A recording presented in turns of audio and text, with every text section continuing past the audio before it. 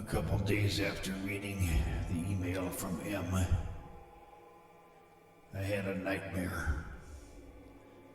A terrible nightmare that ended with my poor wife shaking me violently to bring me out of it. I stared at her in a way that frightened her because I had difficulty extricating myself from this terrible image. I will never forget this horrifying image. In the dream, I am at the stove making breakfast. In a hot skillet, I pour oil to cook the breakfast sausage. But when the skillet begins to smoke, I put my left hand inside the skillet and hear the sound of sizzling flesh. I feel no pain. I feel no revulsion, but stand still as the flesh on my hand turns brown. I feel no revulsion, but stand still as the flesh on my hand sizzles. The smell of burning flesh fills my nostrils, but I was not repulsed. Then I used a spatula to loosen my hand from the bottom of the pan. And after raising my hand to my mouth, I took a bite out of the fleshly palm and started chewing. And this is when I was jolted out of this horror by my wife. "Are you all right?" she asked with concern, shaking me violently, and her voice trembled.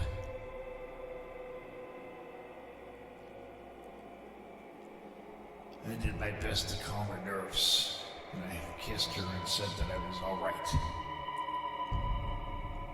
Then I got up and put on my bathrobe to go to the kitchen for a glass of water to help me shake off the fragments of this terrible dream. The house was dark, but for the faint light coming from the stove. It was quiet. Too quiet. And I was afraid that the image of my hand would come back to me again. Almost without any thought at all, I knew where the nightmare had been born. It was the image of Ouroboros, the serpent eating its own tail. Something about this image would not leave me in peace, and I knew that I must examine this image again, lest it devour me. Now I know that I had completely misunderstood this symbol, and that M was not using this symbol in the Christian context to which I attributed his words. He was talking about something much more secret, more esoteric, and in a way much closer to the Gnostic interpretation.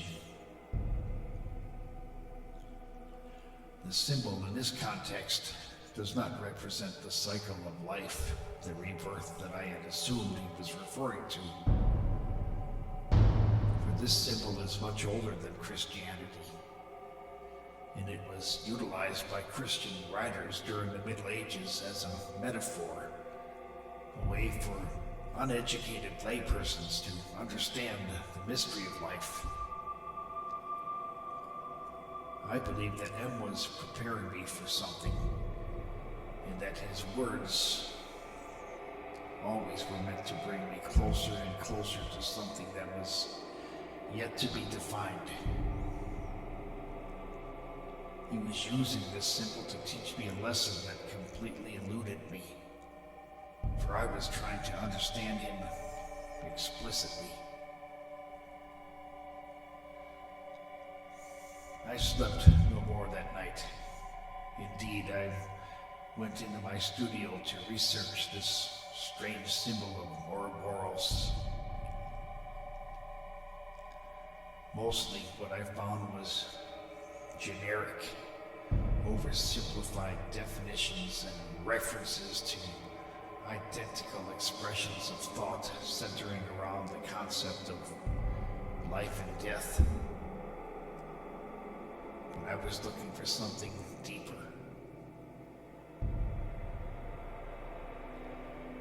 The symbol is so ancient and archetypal that it seems to me that it must be an example of the collective unconscious. But the symbol has not been uncovered,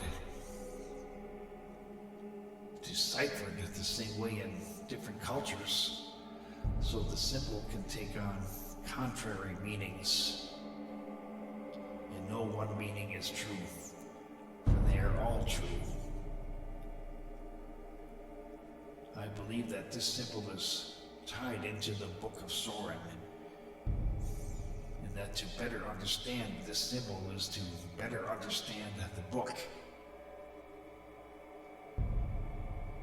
The further I delved into the folklore of this symbol, the more I came to understand how the book had been influenced, or more accurately speaking, the more the writing had been shaped by this symbolism.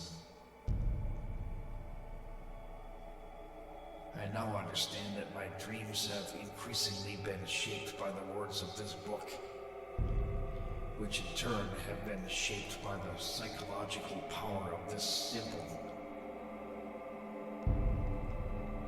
It is my belief that the context of this book, the serpent devouring its own tail, is representative of how our dreams become manifest in the power of our buried psychological vocabulary. The dream is the body of the serpent slowly being devoured and simultaneously informing the psychology of the serpent in a form of closed feedback loop, and the dream becomes increasingly altered by the poison of the substance. Similarly, I believe that this book is poison, but that M chose to bring this poison into his own being for a very specific reason. He said it himself, that the book was a machine, and that the machine was a form of time travel. The Book of Soren is the Ouroboros, the serpent. The serpent eating its own tail is a metaphor for transformation, but not in the way I imagined. The transformation was not one in which one passes into the afterlife, but instead the process of transforming into eternal life without participating in the process of death.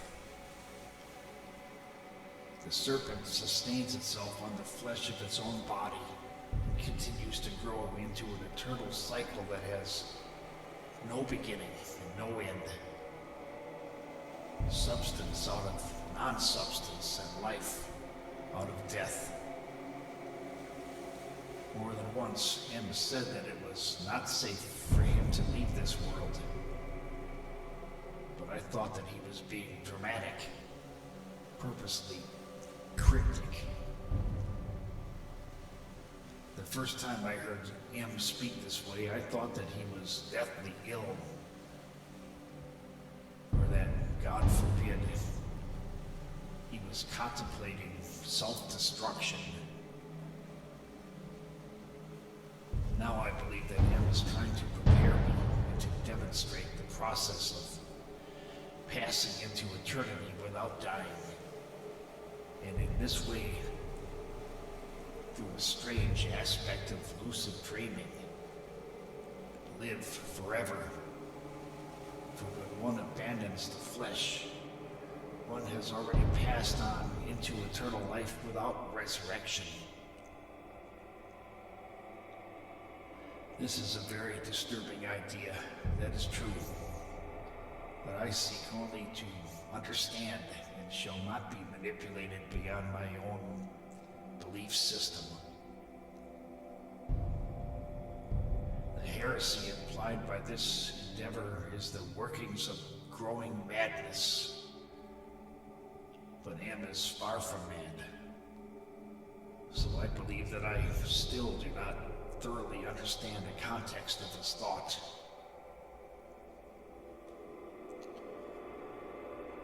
It is true that reality is motion. Reality is a process, a juxtaposition of constantly changing states of birth, decay, unto death and rebirth. And even if these processes are hidden from us, and even if these processes are too slow for us to notice them, the world is still contained within this closed system of change, which is but a fragment of an even larger and larger system of change.